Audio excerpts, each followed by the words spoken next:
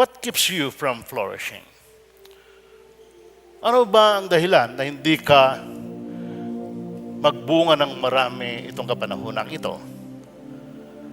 Kung ang Diyos na ating pinaglilingkuran at sinasamba ay nagpahayag na ng kanyang revelation itong kapanahonang ito.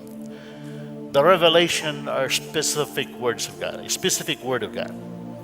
Once it is revealed and pronounced or declared, it is now going on forever. It will remain forever. Yung kanyang salita ay hindi po kumukubas, kundi po ito ay umuusbong habang lumilipas ang panahon. That's how powerful the revelations are. Na itong taong ito, ang kapahayagan ng Diyos ay kapanahunan upang tayo po ay magbunga ng marami. Come on, say amen if you agree with me.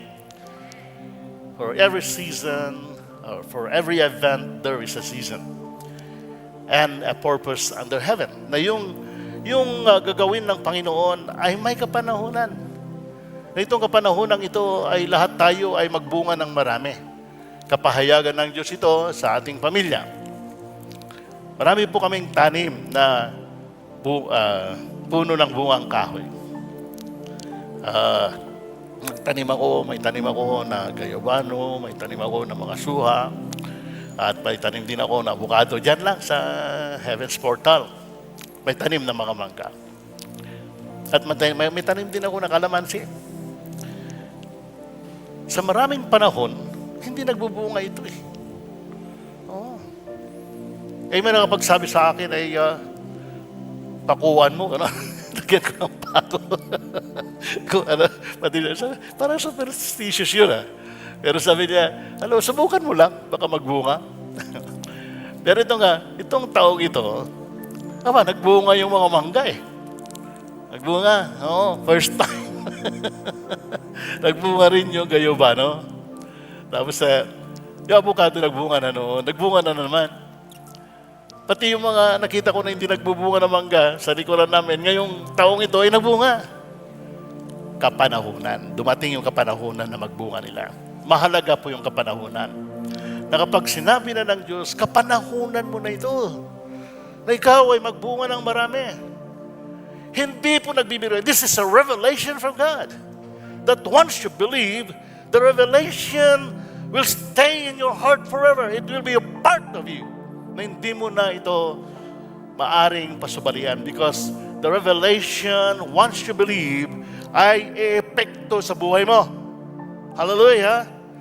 Na dito sinasabi ng ating Panginoon, marami namang mga taniman ng binhi. Na sinabi niya dito, may hungkag na taniman. The ground in the wayside, ito po ay matigas na lupa. Matigas na hindi pwede makabaon ang binhi. Meron namang lupa na may kahalong bato. Tumutubo pero hindi nagkakaugat. Meron naman siyang sinabi na isang lupa na punong-puno ng dawag, thorns. At tutubo rin. Kaya lang nililingkis ito ng mga dawag, the thorny plants. Kaya hindi nagbubunga. Pero meron pong magandang lupa na kung saan kapag nagtanim ka, magbubunga ng 30-fold, 60-fold, and 100-fold. Magbubunga. Yun yung sinasabi ng Panginoon. Kapanahunan mo na magbunga. Ano yung ibunga natin? Yung sinasabi ng ating Panginoon. Nataniman ang ating puso at kailangan magbunga yung salita ng Diyos sa ating mga puso. That once the Word of God will be sown into our hearts, it will bear 30-fold, 60-fold, and 100-fold. Glory to God. Dumating na yung kapanahunan. Kanya lang ay, anong dahilan na hindi ka magbunga? O hindi ka nagbunga noon? Samantala, nakikita mo, ang iba, nagbubunga ng maraming pagpapala sa salita ng Diyos. O nagbubunga ng fruits of the Spirit. Gumaganda ang ugali nila.